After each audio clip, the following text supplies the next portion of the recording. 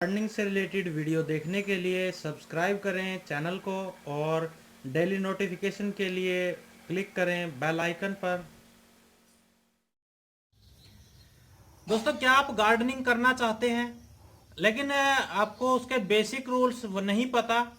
तो दोस्तों, मैं अपने चैनल पर आपके लिए लेके आया हूँ एक बिगनर्स के लिए नए टॉपिक, नए वीडियो, बिल्कुल बेस से लेकर जहाँ से बिल्कुल जीरो से स्टार्ट करेंगे और हीरो तक लेके चलेंगे, जहाँ पे ग्राफ्टिंग वगैरह सब कुछ सिखाई जाएगी। सबसे पहले मैं सिखा रहा हूँ कुछ बेसिक रूल्स। अगर आपने पहला एपिसोड मेरा नहीं देखा है तो आप पहला एपिसोड देख लें, वीडियो के डिस्क्रिप्शन में लिंक दिया गया है, वहां से आप उसका पहला एपिसोड देख लें। उसके बाद दूसरा एपिसोड देखें तो आपको ज्यादा से समझ लगेगी।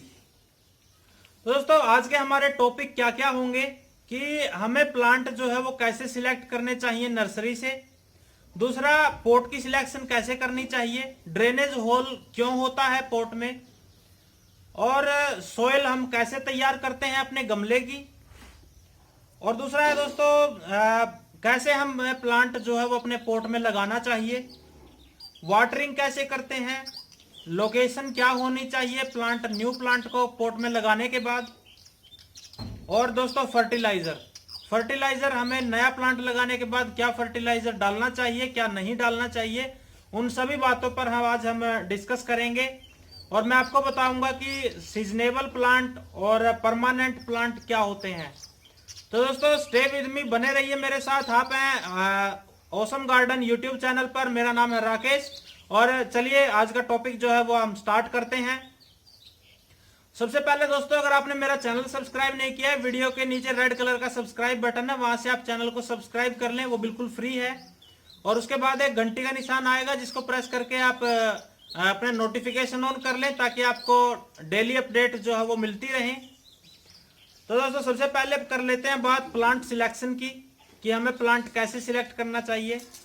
दोस्तों, आप नर्सरी पर गए हैं, बहुत से प्लांट ऐसे होते हैं जो कटिंग के थ्रू ग्रो होते हैं। ये बोगनविलिया है, येलो कलर के इस पे फ्लावर आते हैं, नर्सरी से लेके आया हूं। दोस्तों, इसकी जो मेन स्टैम्प होती है ये लंबी होनी चाहिए। अगर ये छोटी होगी तो इसके नीचे रूट्स डेवलप नहीं होंगी, क्योंकि जो बोगनविलिया है, रोज है, इनकी रूट्स डेवलप होने में कम से कम 30 दिन लगते हैं। 30 से 45 दिन के बीच में इनकी रूट्स डेवलप होना स्टार्ट होती हैं। तो दोस्तों, आप ऐसी कटिंग ले, ऐसा प्लांट लेकर आए, ऐसा ना हो आप प्लांट ले आए नर्सरी से और वो कटिंग ताजी लगाई हुई हो, उस पर रूट्स भी ना हो, आप घर पे आके लगा दो और वो सरवाइव ना कर पाए, ड्राई हो जाए। तो आप ऐसा प्लांट सिलेक्ट कीजिए जो काफी पुराना हो, जिसमें आपको लगे कि हाँ ये पुराना है, इसकी जो ब्रांच है वो लंबी निकल गई है, मतलब इसकी रूट्स डेवलप हो गई होंगी। तो इस तरीके से आप अपना प्लांट सिलेक्ट करें। और दोस्तों, अगर आप बोनसाई के लिए प्लांट ले रहे हैं तो आप छोटे साइज का प्लांट लेने की कोशिश करें। तो दोस्तों, अब बात कर लेते हैं पॉट सिलेक्शन की। ये दोस्तों आपके सामने सीमेंट पॉट है, दिख रहे हैं, ये सीमेंट पॉट है। इसमें दोस्तों मैं आपको सजेस्ट करता हूं, ये मिट्टी का गमला है और एक प्लास्टिक पॉट होता है। पॉट तीन तरह के होते हैं, प्लास्टिक होता है और ये टेराकोटा मतलब कि मिट्टी का पॉट होता है, क्ले पॉट, और ये होता है दोस्तों सीमेंट पॉट। तो दोस्तों, मैं आपको सजेस्ट करूंगा कि अगर आप प्लांट आउटडोर लगा रहे हैं तो प्लास्टिक का पॉट बिल्कुल भी यूज ना करें, क्योंकि वो धूप के कांटेक्ट में आकर बहुत जल्दी उसकी हीट जो है वो बहुत ज्यादा बढ़ जाती है मिट्टी की, और जिसकी वजह से आपके प्लांट्स की रूट्स जो है वो बर्न हो जाती हैं, जल जाती हैं, आपका प्लांट डेड हो सकता है और उसमें ग्रोथ भी अच्छी नहीं करेगा, क्योंकि जो न्यू रूट्स निकलेंगी वो व्हाइट कलर की बहुत ही बारीक रूट होती हैं। जब वो न्यू रूट्स निकलेंगी तो आपके उसमें हीट बढ़ेगी, हीट बढ़ने से वो न्यू रूट्स तुरंत डेड हो जाएंगी। आपका प्लांट ग्रीन रह सकता है लेकिन वो ग्रोथ नहीं करेगा। फ्लावरिंग प्लांट होगा, फ्लावरिंग नहीं देगा, फ्रूट प्लांट होगा, फ्रूट नहीं देगा, और ग्रोथ भी अच्छी नहीं होगी प्लास्टिक पॉट में। मैं आपको सजेस्ट करूंगा आप या तो सबसे पहले नंबर पर आप मिट्टी के पॉट लेकर आए। अगर आपके आसपास मिट्टी के पॉट नहीं मिलते हैं तो आप सीमेंट पॉट यूज करें, लेकिन जो प्लास्टिक पॉट होते हैं उनसे थोड़ा परहेज रखें, उन्हें यूज ना करें। आप इंडोर प्लांट में यूज कर सकते हैं प्लास्टिक पॉट। तो दोस्तों अब बात करते हैं ड्रेनेज होल की। ड्रेनेज होल की क्या इंपॉर्टेंस होती है। तो दोस्तों हमारा जो ये पोर्ट है,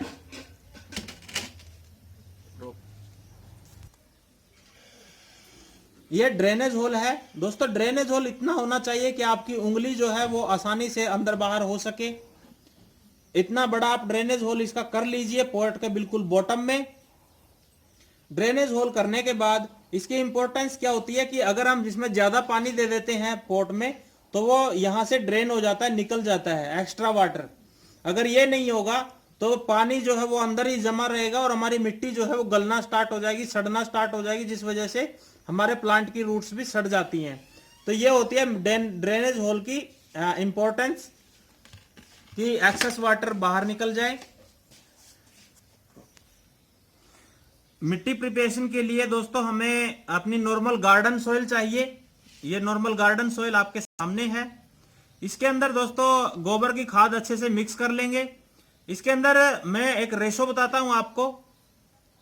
आप 50% मिट्टी लीजिए, 30% उसमें सैंड मिक्स कर लीजिए। जो रिवर सैंड होता है, जो कंस्ट्रक्शन स्टोर पर आसानी से मिल जाता है, वो रिवर सैंड 30%, और 50% नॉर्मल गार्डन सॉइल, और 20% इसमें आप गोबर की खाद, कंपोस्ट, लीफ कंपोस्ट या फिर वर्मी कंपोस्ट, आपके पास जो भी ऑर्गेनिक खाद है वो आप इसके अंदर ऐड कर लीजिए। अच्छे से मिक्स कर लीजिए। इसके अंदर मैंने मिक्स किया हुआ है पहले से, क्योंकि मैंने मिट्टी काफी तैयार करके रखी हुई है। जब मैं न्यू प्लांट लेकर आता हूं तो यही मिट्टी लेता हूं और इसी के अंदर लगा देता हूं, क्योंकि इसमें मैंने सब कुछ अच्छे से मिक्स किया हुआ है।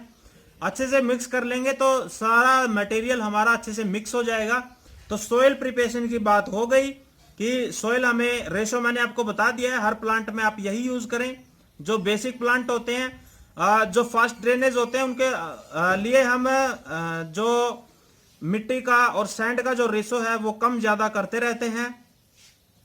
तो उनके लिए आप अलग अलग प्लांट पर अलग अलग वीडियो मेरी आती रहती हैं, वो देखते रहें। उन पे आपको पता लगता रहेगा कि किसमें सैंड ज्यादा चाहिए, किसमें कम चाहिए। तो वहां पे आपको सीखने को मिलेगा। लेकिन जो बेसिक प्लांट होते हैं, बेसिक जरूरतें जो होती हैं मिट्टी की, प्लांट की, तो वो उसके लिए मिट्टी मैंने आपको बता दी है, वही आप यूज करें। अब अगला है दोस्तों, हम प्लांट को प्लांट करेंगे, मतलब इसको पोट में लगाएंगे। उसके लिए हमें क्या क्या करना होगा वो मैं आपके साथ शेयर करता हूं।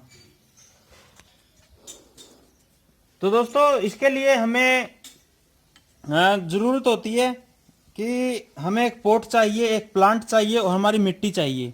मिट्टी हम ले चुके हैं, मैंने आपको तैयार करने का तरीका बता दिया है। अब एक प्लांट आपने सिलेक्ट करना है, वो भी मैंने आपको बता दिया है। अब आपको पोट में कैसे लगाना है वो, ये दोस्तों नारियल के बाल होते हैं, जो ऊपर से हम नारियल लेके आते हैं उसके बाल होते हैं। ये आप नारियल के बाल बॉटम में रख दें, पोट के बॉटम में इसको एक लेयर बना दें, ताकि इस जो हम मिट्टी डालेंगे उससे हमारा ड्रेनेज होल जो है वो बंद ना हो, ब्लॉक ना हो, खुला रहे। इसके लिए आप यूज कर सकते हैं, जो मिट्टी के पोट होते हैं वो टूट जाते हैं, तो उसकी जो टुकड़ा होता है वो टुकड़ा भी आप ड्रेनेज होल के ऊपर रख सकते हैं। क्योंकि अगर वो आप नहीं रखेंगे तो इसमें मिट्टी फंस जाती है और पानी ड्रेन नहीं हो पाता। और ये नारियल का बाल भी एक अच्छे, जो कोको कोयर बोलते हैं इनको, ये भी अच्छे ऑप्शन है यूज करने का। तो ये बॉटम में बिल्कुल लगाने के बाद अब हम इसमें मिट्टी डालेंगे। इसमें मिट्टी डालने के बाद पोट में हम प्लांट रख के चेक करेंगे एक बार ऐसे ही कि हमारी जो मिट्टी है उसमें कम से कम 1.5 से इतना खाली रहेगा हमारा ऊपर का पॉट, ताकि इसमें हम जब वाटरिंग करेंगे या फर्टिलाइजर देंगे तो हमें इतनी जगह चाहिए पानी देने के लिए। हम पोट को बिल्कुल पूरा नहीं भरेंगे, इतना भरेंगे ताकि इसमें 1.5 से 2 इंच तक जगह जो ऊपर की खाली रहे। अब प्लांट को हम पॉलीथीन से निकाल लेंगे। निकालने के लिए दोस्तों इसकी हमें पॉलीथीन को इस तरीके से फाड़ देना है साइड से, और कोशिश करनी है कि हमारी जो रूट बाल है वो डैमेज ना हो। इसको बिल्कुल सावधानी से आराम से निकालिएगा।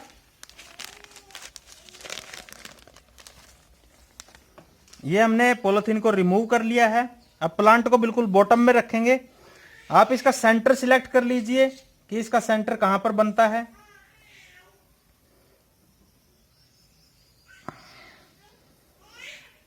ये दोस्तों पोट के बिल्कुल सेंटर में मैंने प्लांट को रख दिया है। अब इसकी साइडों से हम मिट्टी डाल देंगे।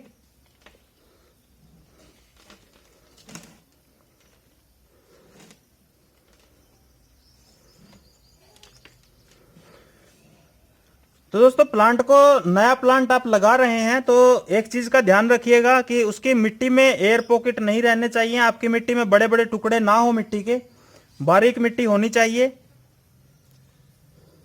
तो ये हमारा प्लांट जो है वो हमने लगा लिया है। अब हमें क्या करना है, हमें पता है यहां तक हमारा रूट बॉल है, तो यहां से हम मिट्टी को प्रेस नहीं करेंगे, लेकिन जो साइडों में हमने मिट्टी डाली है उसको हम हल्के हल्के हाथों से दबा देंगे ताकि जो नीचे के एयर पॉकेट हो साइडों में वो सभी खत्म हो जाएं। फिर दबाने के बाद जगह बन जाती है और मिट्टी डालने की, तो आप इसमें थोड़ी सी और मिट्टी डाल दें। ज्यादा जोर से साइडों से ना दबाएं, हल्के हल्के दबाएं ताकि आपका जो रूट बॉल है वो डैमेज ना हो, आपका प्लांट स्टेबल हो जाए। इस तरीके से हम लगाने के बाद पोट को रखेंगे। और दोस्तों इसमें इतनी वाटरिंग करेंगे एक बार में कि आपका भर देंगे गमले को पूरा, ताकि आपकी मिट्टी पूरी गीली हो जाए। एक बार अच्छे से वाटरिंग करनी है।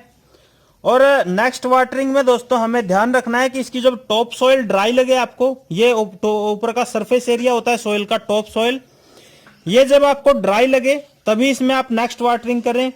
अगर ये गीली है, ऊपर मॉइस्चर है, तो आप इसमें वाटरिंग ना करें। तो दोस्तों इसी तरीके से हर प्लांट को लगाएं। आपका प्लांट डेड नहीं होगा, मरेगा नहीं, सरवाइव करेगा। और लगाने के बाद दोस्तों इसकी लोकेशन की अगर बात करें तो इसको आप 2-3 दिन के लिए किसी शेडेड एरिया में रख दें। सिर्फ 2 या 3 दिन, ज्यादा दिन नहीं, कहीं 1 हफ्ते के लिए आप अंदर रख दें और इसको आदत हो जाए इंडोर रहने की, और इसके सारा प्लांट आपका लैगी हो जाए।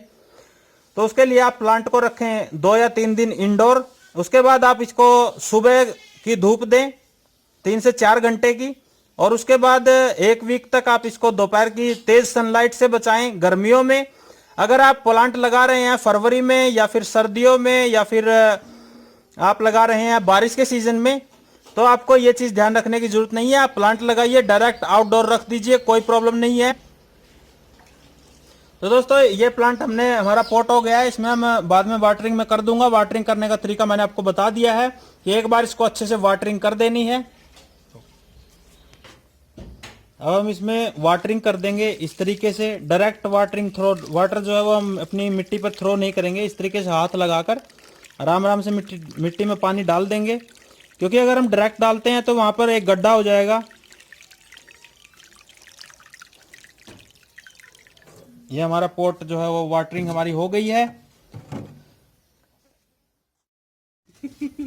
ना नजर चलिए पॉट ट्रांसफर बंद कर ले।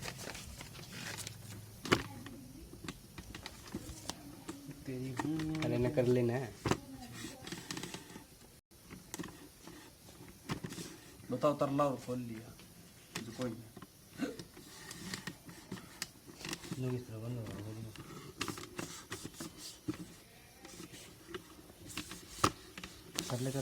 कर ले सारा बंद।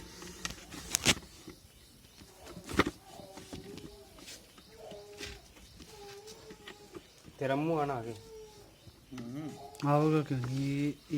ये बजेगा, थोड़ा ऊंचा होगा। फूल भी दिखने चाहिए। फूल दिख रहे हैं, मैं भी दिख रहा हूँ। 1 मिनट रुकिए बस। ये फूल कौन दिख रहे होंगे? ना थोड़ा दिखा, ऊंचा और कर। बस बस बस बस ना, जा- ऊपर तो ठाले बस थोड़ा घुमा है यार। दिखेगा। करो स्टार्ट। दोबारा बोल, स्टार्टिंग नहीं हुई थी या तो दोस्तों हमने प्लांट लगा लिया है अपना, वाटरिंग कर दी है, सब कुछ मैंने आपको क्लियरली बताया है खोलकर। अब दोस्तों बात कर लेते हैं फर्टिलाइजर की।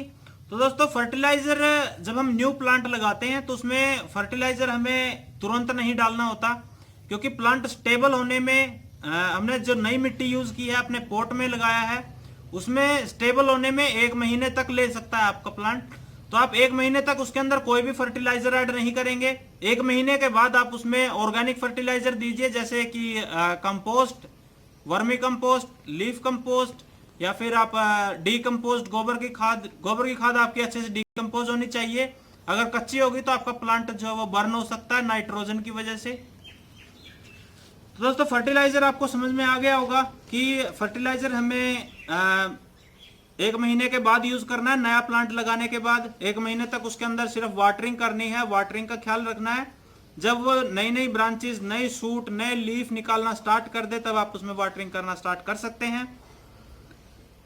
अब मैं कुछ आपको बता देता हूं कि प्लांट कितनी तरह के होते हैं। प्लांट 2 तरह के होते हैं, सीजनेबल प्लांट और परमानेंट प्लांट। ये दोस्तों पोर्टुला का है, अलग अलग कलर में अवेलेबल है नर्सरी पर।